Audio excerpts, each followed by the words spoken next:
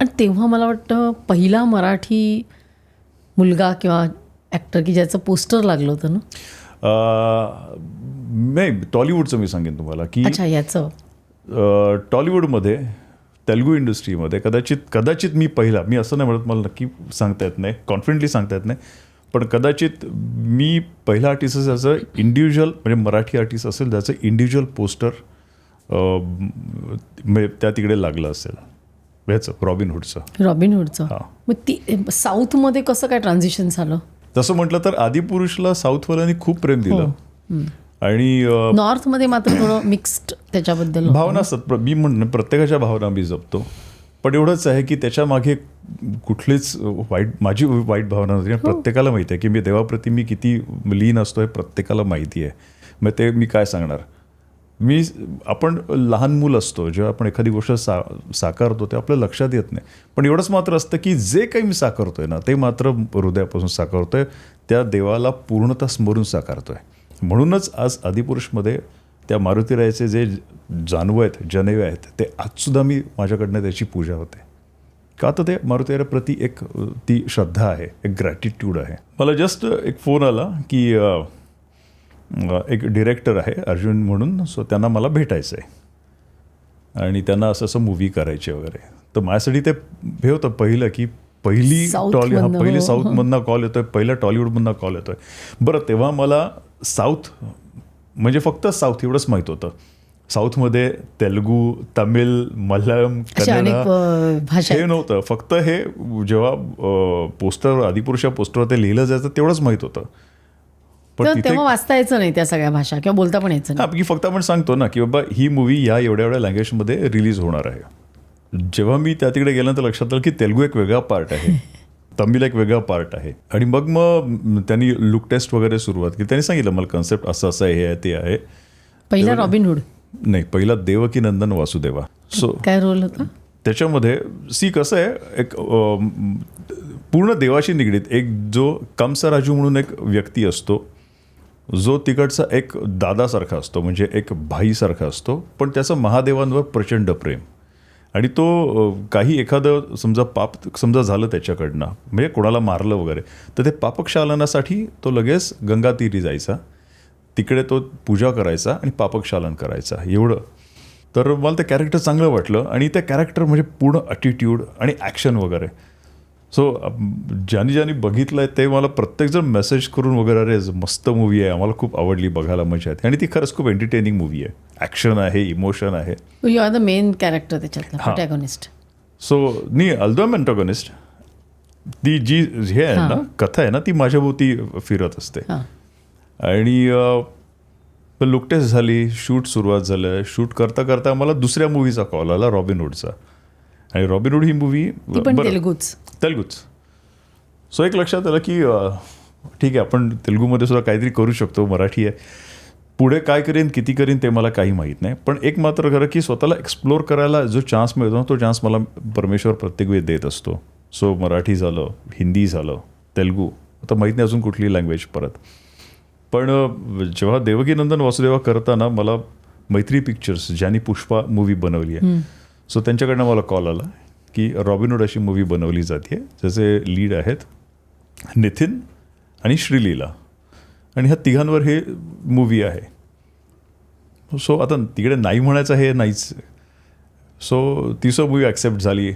आणि ते करता एक गोष्ट डॉक्टर मला सांगायला चांगलं वाटेल की David Warner, Australian cricket player, तो कधी स्वतःची ऑटोबायोग्राफी लिहिल, जेव्हा तो म्हणेल की इंडियन टेलिव्हिजन इंडस्ट्रीमध्ये डेब्यू त्याचा झाला, तर त्याच्यामध्ये तो नक्कीच माझं नाव देईल, कारण पहिले स्क्रीन शेअर माझ्याबरोबर आहे त्याची. कुठल्या रॉबिन हुड म्हणून. सो त्यामुळे ती एक चांगली गोष्ट माझ्या पदरात पडली. म्हणून हे सगळे कसं माहिती आहे, हे जे अनुभव येत आहेत ना, ते अनुभव आपल्याला काही ना काहीतरी चांगली फळं देऊन जात आहेत. सो ती फळं माझ्या परडीमध्ये मी गोळा करते बस. मग तेलुगू बोलायला शिकलास तू? खूप नाही, आता मला बोलता येत नाही, पण मला कळतं. पण मग तिथे डायलॉग कोण व्हॉइस ओव्हर असायचा? नाही व्हॉइस ओव्हर नाही, dubbing artist, proper dubbing artist त्यांचे करणार. कारण पण कसं असतं, भले डबिंग आर्टिस्ट असेल तर त्या डबिंग आर्टिस्टला तुमचं लिप मुवमेंट मिळणं sync, गरजेचं आहे, तुमचं एक्सप्रेशन्स मिळणं गरजेचं आहे. आज आपण एखादा शब्द बोलताना, मराठीवर शब्द बोलताना आपण प्लेनली शब्द बोलत नाही, आपण त्याचे एक्सप्रेशन्ससुद्धा अलॉंग विथ दॅट एक्सप्रेशन्स आपण बोलतो की ही गोष्ट खूप छान आहे. आपण असं नाही म्हणत ही गोष्ट किती छान आहे. ते एक्सप्रेशन्स, सो ते एक्सप्रेशन्स महत्त्वाचे असतात जे प्रत्येक भाषेसाठी. फक्त असं असतं की आपल्याला ते शब्द माहिती असतात. तेलुगूमध्ये मला काहीच माहीत पण नव्हतं. मग बोलायचं कसा तू? ते माझं सिक्रेट आहे. एवढं सांगतो, ते माझं सिक्रेट आहे. पण बोलायचं तूच ना, हो, प्रॉपर मी बोलायचो आणि मी त्याच्यावरनं क्लॅप्स सुद्धा घेतलेले आहेत. विदाऊट नोईंग काय बोलतोय. मोस्टली कसं आहे, आपल्याला जी लँग्वेज माहीत नसते त्याचं एक तर इंग्लिशमध्ये बोर्ड दाखवले हां, ते जातात किंवा obviously. प्रॉम्प्ट केलं जातं. मी नाही बोर्ड वापरलं, नाही प्रॉम्प्ट, काही नाही. सो दे सम सिक्रेट. हां, ऑफकोर्स मराठी असल्याचा तो मराठी असल्याचा बाणा येतो ना, आपला मराठी बाणा तो आहे त्या तिकडे, की आम्ही कोणाच्याच म्हणजे आम्ही सब पुढे असतो, आम्ही कोणाच्या मागे नसतो. सो तो एक पैलू त्या तिकडे मला साकारता आला. मी स्वतःला रिप्रेझेंट करण्यापेक्षा ना, मी माझ्या एरियाला, माझ्या माणसांना, माझ्या महाराष्ट्राला रिप्रेझेंट करत असतो, माझ्या भारताला रिप्रेझेंट करत असतो. सो जेव्हा मी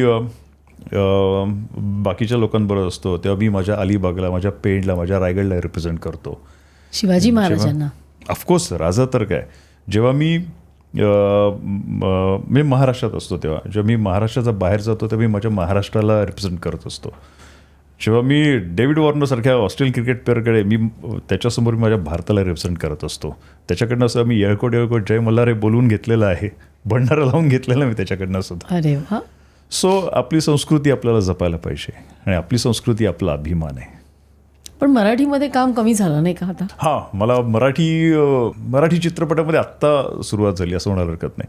म्हणजे पॉवर तसं होतं किंवा संघर्ष, पण तसं म्हटलं तर पहिला मूवी मी आत्ता करतोय, कमर्शियल मूवी मराठीमध्ये, घबाड कुंड म्हणून.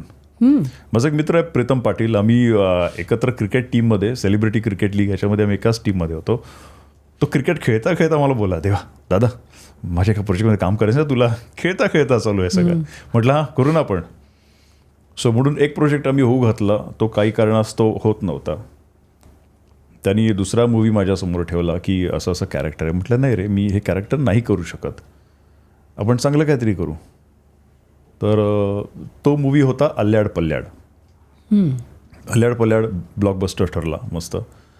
आणि नंतर ते झाल्यानंतर जेव्हा त्यांनी एक भूमिका नाकारलीस तू त्याच्यामधली, अल्ल्याड पल्ल्याडमधलीच भूमिका मी नाकारली. ती मला पटत नव्हती. म्हटलं नाही, मी नाही करू शकत रे. नाही, वाईट नाही वाटत आहे पण आता काही नाहीच ना, तेच म्हणूनच. आणि त्याला सुद्धा माहिती आहे की मी ते नाही, म्हणजे अशा त्याने विचार काय केला होता की हे मी साकारलं तर खूप स्ट्रॉंगली साकारलं असं त्याला वाटत होतं. पण म्हटलं कदाचित माझ्याकडनं ते नाही होणार. सो ते का दुसऱ्या एका माझ्या दुसऱ्या एका कलाकार मित्राने ते साकारलं. नंतर मग त्यांनी माझ्यासमोर परत एक प्रोजेक्ट ठेवला, तो म्हणजे घबाड कुंड. आणि तो बोलला, हे जे कॅरेक्टर दादा मी तुला बघून लिहिलेलं आहे, ह्याला तू नाही म्हणू शकतच नाही. म्हटलं सो तो आत्ता मी जस्ट रिसेंटली ते कम्प्लीट केलं, एडिटिंग सुरू आहे. आणि प्रीतमसुद्धा खूप गुणी माणूस आहे, गुणी डिरेक्टर आहे. सो मराठीची सुद्धा आता सुरुवात झालेली आहे. हां, एक गोष्ट आहे की जे आपल्यातले जे मराठीचे डिरेक्टर्स आहेत किंवा जी मोठी लोक आहेत, मी नेहमी ही गोष्ट सांगतो, परत तुम्हाला सांगतो मी, की ऑफकोर्स त्यांना जी माझ्याकडनं किंवा त्यांना जी एका कलाकाराकडनं अभिनयाची जी प्रतिभा हवी आहे, तर ती अजून मला देता येत नाही असं मला वाटतं. प्रयत्न करतोय मी की तेवढं शिकण्याचं, तेवढं तिथपर्यंत त्यांचं एक्सपेक्टेशनपर्यंत पोचण्याचा तो मी प्रयत्न करतोय. हे एक कारण आहे. आणि दुसरं कारण कदाचित असेल की त्यांना मी परवडत नसेल. ओके. सो ही काय प्राइस आहे तुझी? हा, म्हणूनच मला आवडेल विचारला. शाहरुख खानचं प्राइस सांगतो तर तुला सांगायला शाहरुख खान आहे मॅडम, आम्ही अजून लहान आहोत. प्राइस सांग. सो प्रीतमला ती माझी जी कॉस्ट आहे, माझे चार्जेस परवडले त्याला. ही क्लिप शेवटपर्यंत बघितल्याबद्दल खूप खूप धन्यवाद. संपूर्ण एपिसोड बघण्यासाठी खाली दिलेल्या लिंकवर क्लिक करा आणि सर्व काही चॅनलला सबस्क्राईब करायला विसरू नका.